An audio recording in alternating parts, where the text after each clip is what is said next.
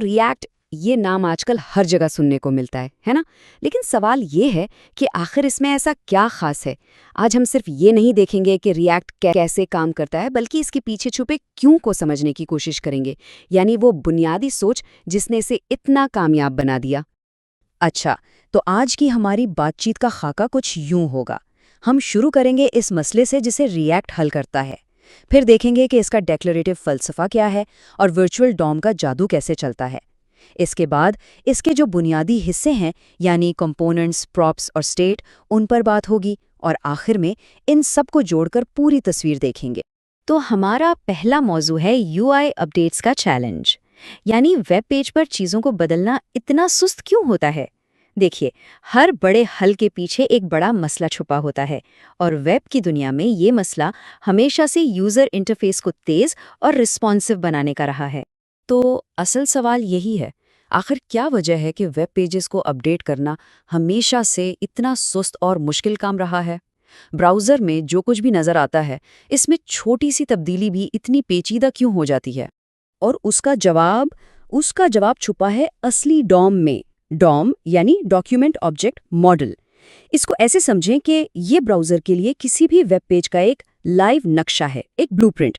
मसला यह है कि इस नक्शे में अगर आप सीधा कोई भी तब्दीली करने की कोशिश करें तो ये बहुत महंगा पड़ता है। ब्राउज़र को पूरा लेआउट दोबारा कैलकुलेट करना पड़ता है, स्क्रीन को दोबारा पेंट करना पड़ता है, और इसी में सारा वक्त लग जाता है। तो इसी मसले की वजह से हिदायत देने के दो बिल्कुल मुख्तलिफ तरीके सामने आते हैं। एक है इम्पेरेटिव, यानी आप कदम ब कदम बताते हैं कि कोई काम कैसे करना है, और दूसरा है डेक्लरेटिव, जिसमें आप सिर्फ ये बताते हैं कि आपको क्या चाहिए। यही वो बुनियादी फ़र्क है जिसे हम आगे तफसील से समझेंगे। तो अब आते हैं रिएक्ट के बुनियादी फ़लसफ़े पर, जो कि डिक्लेरेटिव है, यानी यूआई को ये बताना कि उसे क्या बनना है, ना कि ये समझाना कि वहाँ तक कैसे पहुँचना है। यही वो इनकलाबी सोच है जो रिएक्ट को ख़ास बनाती है। चले इसको ज़रा और गहराई में देखते हैं। रिएक्ट का पूरा आइडिया, इसका मरकज़ी ख़्याल हैरत अंगेज़ तौर पर सादा है। वो ये कहता है कि डेवलपर को इस बात की फ़िक्र करने की ज़रूरत नहीं कि काम कैसे होगा। उसे बस ये बताना है कि किसी भी डेटा की बुनियाद पर स्क्रीन पर क्या नज़र आना चाहिए, बस। इस फ़र्क को समझने के लिए एक बेहतरीन मिसाल है। इम्पेरेटिव तरीक़ा बिल्कुल एक मैनुअल गाड़ी चलाने जैसा है। आपको हर मोड़, हर गियर, हर क्लच, सब कुछ खुद कंट्रोल करना पड़ता है, कदम ब कदम। जबकि डिक्लेरेटिव तरीक़ा जीपीएस की तरह है। आप सिर्फ अपनी मंजिल डालते हैं और बस बेहतरीन रास्ता वो खुद ढूंढ लेता है। तो अगर हम इन दोनों तरीक़ों का मुवाजना करें तो इम्पेरेटिव का फोकस है कैसे पर, यानी पूरे तरीक़ेकार पर। जैसे आप किसी को कहें किचन में जाओ, चिकन निकालो और इसे पकाओ। जबकि डिक्लेरेटिव का फोकस सिर्फ क्या पर है, यानी नतीजे पर। मुझे रात के खाने में चिकन चाहिए। जाहिर है इससे कोड बहुत छोटा, साफ सुथरा और समझने में कहीं ज़्यादा आसान हो जाता है। अच्छा, ये सब सुनने में तो बहुत अच्छा लगता है, लेकिन रिएक्ट ये करता कैसे है? इस डिक्लेरेटिव मॉडल को इतना तेज़ और मौसर बनाने के पीछे आखिर राज क्या है? जवाब है इसका खुफिया हथियार, वर्चुअल डॉम। तो ये वर्चुअल डॉम क्या चीज़ है? दरअसल ये असली डॉम की ही एक कॉपी है, लेकिन एक बहुत हल्की फुल्की कॉपी जो ब्राउज़र की मेमोरी में रहती है। ये बिल्कुल असली यूआई की तरह दिखती है, लेकिन ये सिर्फ एक जावास्क्रिप्ट ऑब्जेक्ट है। इसका फ़ायदा ये है कि रिएक्ट इस तेज़ रफ्तार कॉपी पर काम करता है और सुस्त असली डॉम को बार बार छेड़ने से बच जाता है। अब देखते हैं ये काम कैसे करता है। इसके 3 आसान से मरहले हैं। पहला, जब भी कोई डेटा बदलता है, रिएक्ट फौरन मेमोरी में एक बिल्कुल नया वर्चुअल डॉम ट्री बना देता है। दूसरा, रिएक्ट इस नए ट्री का पुराने वाले से मवाजना करता है ताकि ये पता लगा सके कि ठीक क्या बदला है। इस अमल को डिफिंग कहते हैं। और तीसरा और सबसे अहम कदम, रिएक्ट असली डॉम में जाकर सिर्फ और सिर्फ उन चीज़ों को अपडेट करता है जो बदली हैं, पूरी स्क्रीन को नहीं, सिर्फ उन हिस्सों को। उसका नतीजा नाकाबिले यकीन हद तक तेज़ रफ्तार और मौसर अपडेट्स।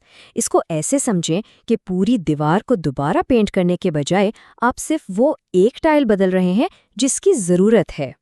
चने, अब जबकि हमने फ़लसफ़ा भी समझ लिया और उसके पीछे की टेक्नोलॉजी भी, तो अब बात करते हैं उन असल चीज़ों की जिनसे मिलकर एक रिएक्ट ऐप बनती है। یعنی اس کے بلڈنگ بلاکس، کمپوننٹس، پراپس اور اسٹیٹ۔ کمپوننٹس کو ریئیکٹ کا دل سمجھنا چاہیے۔ یہ یو آئی کے چھوٹے چھوٹے آزاد اور دوبارہ استعمال کے قابل حصے ہوتے ہیں، بالکل لیگو کی اینٹوں کی طرح، جنہیں جوڑ جوڑ کر آپ کوئی بھی پیچیدہ سے پیچیدہ چیز بنا سکتے ہیں۔ اب یہ کمپوننٹس ڈیٹا کو کیسے سنبھالتے ہیں؟ اس کے لیے 2 بنیادی طریقے ہیں۔ پہلا ہے پراپس۔ یہ وہ ڈیٹا ہے جو ایک کمپوننٹ کو اپنے پیرنٹ سے ملتا ہے اور یہ صرف پڑھنے کے لیے ہوتا ہے۔ دوسرا ہے اسٹیٹ۔ یہ کمپوننٹ کی اپنی اندرونی میموری کی طرح ہے جسے وہ خود تبدیل کر سکتا ہے۔ ان دونوں میں فرق کو مزید واضح کرتے ہیں۔ پراپس کی ملکیت پیرنٹ کمپوننٹ کے پاس ہوتی ہے اور انہیں بدلا نہیں جا سکتا، بالکل ویسے ہی جیسے کسی فنکشن کو باہر سے پیرامیٹرز ملتے ہیں۔ دوسری طرف اسٹیٹ کی ملکیت خود کمپوننٹ کی ہوتی ہے اور اسے بدلا جا سکتا ہے۔ یہ بالکل ایسے ہے جیسے کسی فنکشن کے اندر اپنے ویریبلز ہوں۔ ٹھیک ہے، تو اب وقت ہے کہ ان تمام ٹکڑوں کو جوڑا جائے اور ایک مکمل تصویر دیکھی جائے۔ دیکھتے ہیں کہ یہ سب کچھ مل کر آخر کام کیسے کرتا ہے۔ تو پورا عمل کچھ اس طرح چلتا ہے۔ ایک ڈیولپر ڈیکلریٹو انداز میں دوبارہ استعمال کے قابل کمپوننٹس بناتا ہے۔ جب کسی کمپوننٹ کی اندرونی اسٹیٹ میں کوئی تبدیلی آتی ہے تو ریئیکٹ فوراً ایک نیا ورچوئل ڈوم بناتا ہے، پھر وہ اس کا پرانے والے سے موازنہ کرتا ہے، اور آخر میں صرف وہی تبدیلیاں اصلی ڈوم پر لاگو کی جاتی ہیں جن کی ضرورت ہوتی ہے۔ نتیجہ ایک تیز، قابل بھروسہ اور پریڈکٹیبل یو آئی۔ تو آخر میں ریئیکٹ کا پورا فلسفہ، اس کی پوری کہانی، اس ایک طاقت پر سوال کے گرد گھومتی ہے۔ کیا ہو اگر انٹرفیس بنانا اتنا آسان ہو جائے کہ ہمیں بس یہ بتانا پڑے کہ وہ کیسا نظر آنا چاہیے اور باقی تمام پیچیدہ کام سسٹم خود ہی سنبھال لے؟ یہی وہ سوچ ہے جو ریئیکٹ کو اتنا خاص بناتی ہے۔